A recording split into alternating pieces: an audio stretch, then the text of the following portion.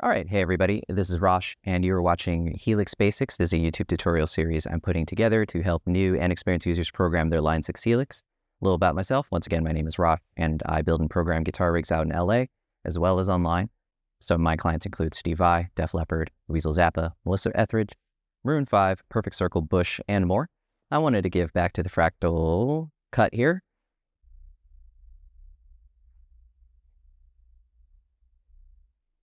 Hey everybody, this is Rosh, and you are watching Helix Basics. This is a YouTube tutorial series I'm putting together to help new and experienced users program their Line 6 Helix. A little about myself. Once again, my name is Rosh, and I build and program guitar rigs out here in LA as well as online. Some of my clients include Steve Vai, Leppard, Etheridge, Perfect Circle, Dweezil Zappa, Bush, Maroon 5, and more. So I wanted to give back to the Helix community and show some tips and tricks on how to program their Line 6 Helix. So if you've been watching this YouTube channel, you've definitely seen a lot of fractal audio content. And one of the things a lot of people don't know about me is that I program all the modelers out there on the market, including the Quad Cortex, the Kemper, all the fractal products, and in this case, the Line 6 Helix Floor. So there's a lot of crossover content. There's a lot of best practices no matter what modeler you choose. So I wanted to give back to the community and show some tips and tricks on how to do that. So this tutorial is going to be dealing with the front panel, and we are going to be building a quote-unquote gig-ready preset. This would be a preset that you would probably use maybe if you were in a cover band or something that you just need a variety of different sounds. You need a clean sound, a dirty sound, a couple different effects, and a way to boost your volume for solos and guitar parts and stuff. Something that you can just kind of take to almost any situation and then just tweak from there. Obviously, every user's need is going to be different. Every player has a different playing style. But in general, some of these practices you can definitely translate to your own presets and then maybe just modify, the amp choices and everything like that. So first thing that we're going to do is we are presented with a blank preset. And one of the things that we want to start doing from now on is we're going to start running out of room if we only use the top line. And we're also going to start running out of DSP if we only start placing our effects on the top line. So we're going to go to the end here. And I'm going to rotate the joystick so that instead of it going out of the multi, meaning that it's going to go out of all the XLR outputs, the 1/4 inch outputs, I'm actually going to have the signal path. I'm going to rotate the joystick just one notch. And then now the signal path is going from here to here. So basically, we're going from the top row to the bottom. And the thing is, now we can spread out all our effects between the two different lines. Of course, there's also going to give you access to a little bit more DSP. And then when we go all the way to the end here, it's going to go right back out the multi. So that's one thing that you may want to consider doing if you're going to start having a lot more effects and a lot more functionality in your preset. So what we're going to also do is I'm going to put all the pre-effects on the top and then maybe all the post effects on the bottom, just to also keep track of like what effects I'm using. There's a lot of different ways you can organize your sound. So maybe if you want to put certain effects on the top row, it'll make it a little bit easier for your eyes if you want to put that on the top, all the effects that are going to control on the top line versus the bottom line. Every user is going to be different, but the cool thing is with the Helix, you can basically place your effects wherever you'd like. So first thing that we're going to do is I'm going to use basically two different amp blocks to come up with a clean sound and a dirty sound. So I'm going to place amp number 1 here. And in a previous video, I did the placator dirty and the placator clean, and we're going to do something like that. So this would be the paradigm of if you had a channel switching guitar amp that had a clean channel and a dirty channel, and you were going to use that amplifier on a gig, and then you had a bunch of different effects that you wanted to use with it. So a lot of us are very familiar with that kind of paradigm, so let's do a Helix version of that. So I'm going to put the placator clean, I'm going to go to the next position, and I'm going to go down again and use the amp, and I'm going to go over to the right, and then let's use the placator dirty. Now, I'm going to quickly go through this tone dialing in for this particular amp, because again, this is more about just having a bunch of different gig-ready sounds for you. If you need more in-depth, I definitely went over some of this stuff in a previous video, especially using these two amps. So next step is I'm going to go down to the bottom row, and I'm going to add a cabinet, and that'll get rid of that hiss, and it's going to be a dual cabinet, and I'm going to use the Uber V30 right here. Now, the next thing that we want to do, of course, is I'm going to bypass that dirty amp because it's just causing a lot of noise. Also, having two amps turned on in a row is going to sound just awful. So you'll notice that I have the cabinet down here, but the 2 amps up there, again, spreading over the DSP so that we can have more room for effects. Next step is, before we start dialing in all this kind of stuff, we definitely want to go into the cab block and then make sure that both cabinets are going to be the same cabinet type. And what we're going to do is use 2 different microphones for that. Again, I go more in depth in other videos, so I'm going to dial this in quickly. So let's do the 57 for this. I'm going to go over here, make sure this is also the 4x12 Uber V30, and I'm going to switch that to a ribbon microphone page all the way to the 4th page and turn this all the way down. Let's go back to this position, and I'm going to do my standard starting points.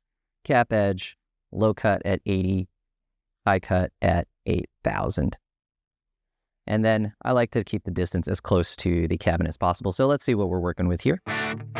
So right away, that's definitely a lot dirtier than I would like. So I'm going to go to the amp, and I'm going to dial back the clean. Of course, you can always quickly go to the amp block if you just hit this button. So if you find yourself somewhere else on here, you can do that. So I'm going to add a little bit more treble, a little bit more bass, and I'm going to bring down, leave the bright switch as it is. So right here, let's check out how clean this is now.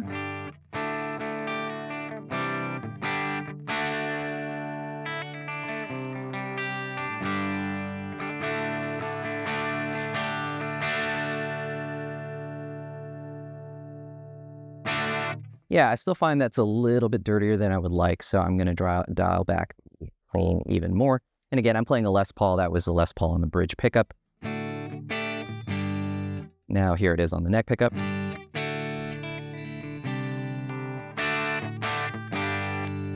Okay, let's bring the channel volume up just a hair.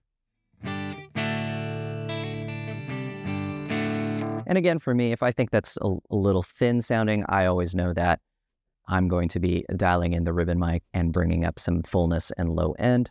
So let's move this a little bit closer to the center. I want it a lot brighter than that.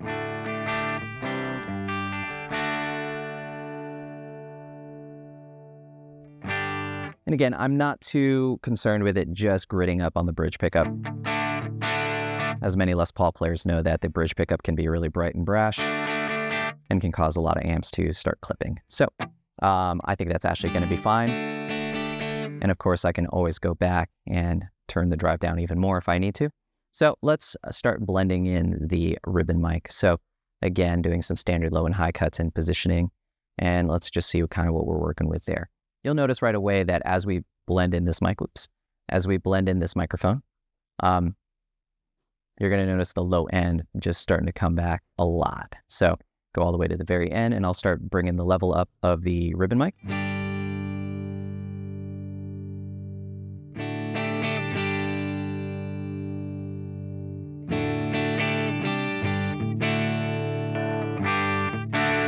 So to a lot of people's ears, they go, wow, they got a lot louder. I think it's filling out those frequencies that we're missing, as opposed to here's just the 57. The 57 just doesn't have a lot of low end or top end. It's all about that mid-range for the Shure 57 and other dynamic mics just like it. So let's hear what this sounds like. Yeah, that sounds pretty good. And let's go back to the amp. This time I will bypass it. Let's dial in the dirty sound. All right, it's pretty good already at a starting point, but I definitely don't need that much gain because I know I can boost it with some pedals. Let's get some mids happening on this. And I want a little bit more bass.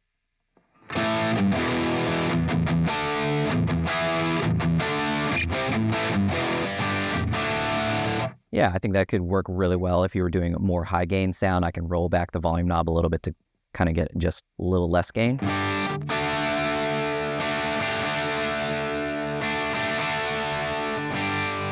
And then let's add a little bit of treble and a little bit more mids. And I'm finding that I just need a lot more, clarity. So I'm going to go to the dynamic mic and I'm going to bring this closer to the center to brighten that up.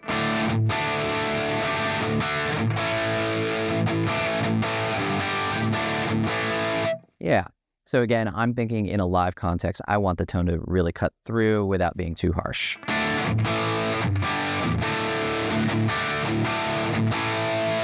That's great. And let's go back to the amp block. And what we're going to do is I'll just dial back the drive just a hair.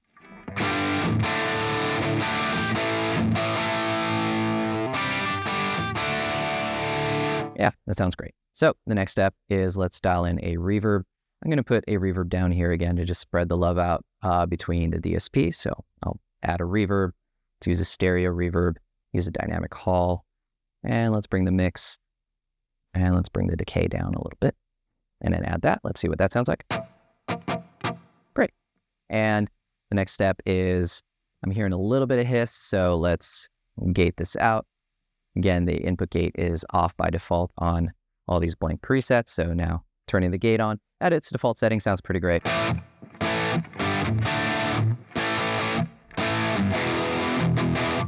we're already getting rid of that. So now that we got our basic two sounds, what we want to do is let's add a button as if we were using a channel switching foot switch on a real guitar amp. Let's add it to one of these foot switches. So what we're going to want to do is select one of the amps and then add the bypass state. And we're going to make the bypass state the same foot switch for both amps, but we want to make sure one amp is bypassed, one amp is engaged as we do this. So I select the clean channel. It is currently bypassed. I'm going to hold my finger down, not pressing the foot switch, but just lightly tapping on top of the foot switch, and I'm going to hit OK. And then now that's going to engage and bypass the clean sound. And I'm going to do the same thing with this on the same foot switch. Hitting OK. And then now you can see that if you watch here, this foot switch is engaging between both of these. It's basically flip-flopping the bypass states of both. Now, you can see it says multiple. So if you do want to change that, you can, again, press your finger on here, and you can hit Customize, and you can rename it to what you wish. So I'll hit Delete all the way there, and then let's call this like CH, or maybe CHNL, or something like that. You can, of course, rename this to whatever you would like, and I'm going to hit OK. So now what's going to happen is I have a clean sound, and I have a dirty sound. And so you want to make note of the channel volumes between both amps because you may want to adjust them a little bit. I feel like the clean sound is a little bit louder than the dirty. Again, I like my dirty sound just to be a hair louder than the clean. And again, I would really recommend listening at a gig volume when you're dialing in your sounds, because at home, this may have a volume discrepancy that is just tricking your ears. To me, again, the dirty sound seems a little bit quieter than the clean.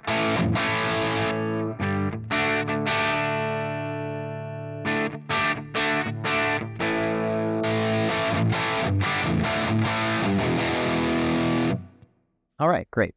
Now the next step is, a lot of times you may want to, boost your volume, for solos or something like that, or if you have a guitar part that needs to poke out in the mix. So at the very end of a preset, I usually like to add an EQ block, and the EQ block is going to be completely flat. So I'm going to go EQ, go to a mono EQ, and then a simple EQ is totally fine. And instead of adjusting any of the EQ settings, so for example, boosting the mids or boosting the high end, I actually just like to add a little bit of level. So what you can do is like maybe a 3 dB. And so what you'll hear is that if we have this tone, this clean tone right here, if I engage the EQ, just gets a hair louder. Same thing with the dirty channel.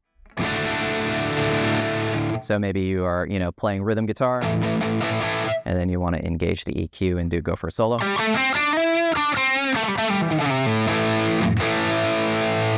Or maybe there's just like a guitar part that just needs to kind of poke through the mix, and then you always have a little bit extra on tap. You can, of course, dial in how much level you need.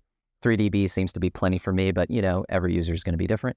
So now what we want to do is assign that EQ somewhere, and again, we can use that as a boost. For me, a lot of my amps, channel switching amps in the past, have always had like a boost button right next to the channel switching, so I'm going to put the boost right here. I'm going to hit OK. And it says simple EQ. You can, of course, rename this to whatever you would like. So I'll hit Customize, and then I can delete this. And then we can just call this VOL or something. So it's a volume boost. VOL.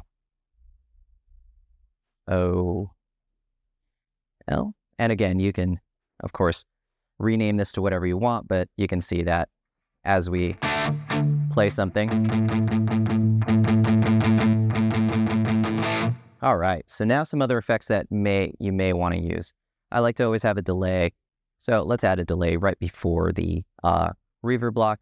And again, since we use a stereo delay, we can of course, stereo reverb, we can of course use a stereo delay or a mono delay, whatever you would prefer. I think for me, a mono delay is going to be fine. All these are usually pretty cool, so it just kind of depends on what you want to do. Simple delay is probably fine for me. And again, let's maybe, dial in a certain time that we want. I'll do something like 375. Oops. There we go. Something around there. Let's do like 375. This is usually like just kind of like pretty standard time. And I'm going to dial the feedback back and the mix back. Yeah, and let's turn the trails on.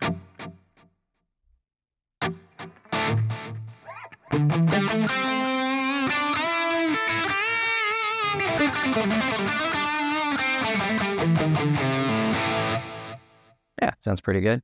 And I'll bring the mix back just a hair.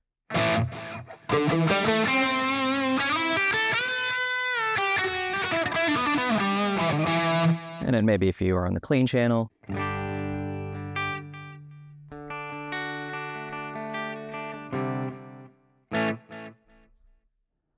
Yeah, cool, awesome. And then let's add that.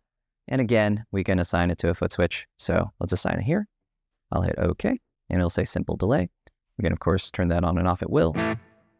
You can, of course, assign the reverb to a foot switch. I usually just keep the reverb on all the time, so I never feel compelled to turn it on or off.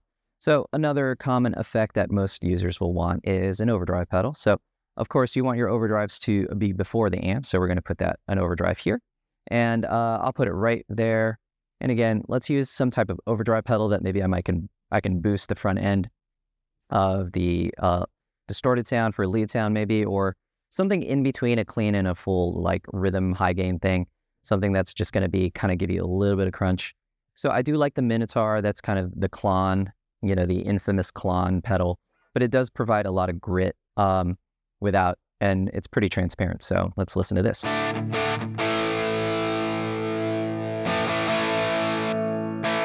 So here's the clean sound. Oops, sorry. Let's go back and then. Yeah, I think that's pretty good. And it's somewhere in between this kind of sound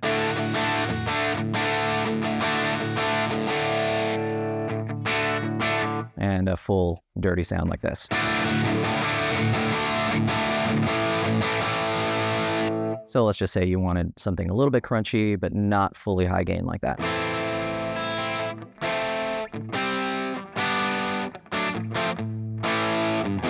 All right, so what we can do, of course, is let's add that foot switch to here. Again, pressing down, hitting OK, and now we have the Minotaur that we can turn on and off at will. So again, if I'm in the dirty channel, for example, I could turn on the Minotaur.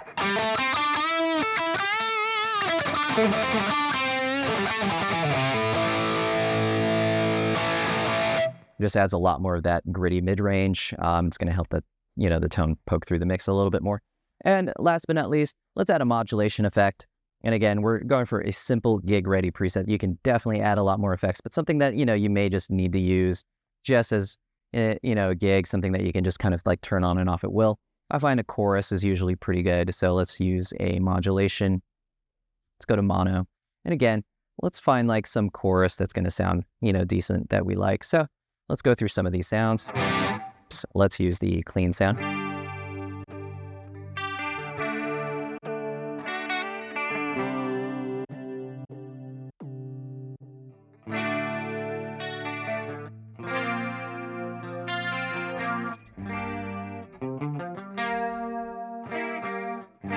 Yeah, that sounds pretty good right there. So we'll go with that chorus.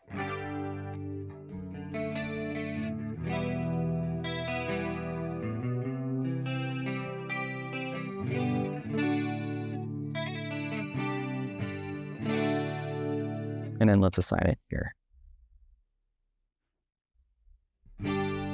So right here, we got, a quote unquote gig ready preset for different types of effects that we would need, again, volume boost, simple delay, Minotaur, all that kind of stuff. Obviously, every user is going to be completely different.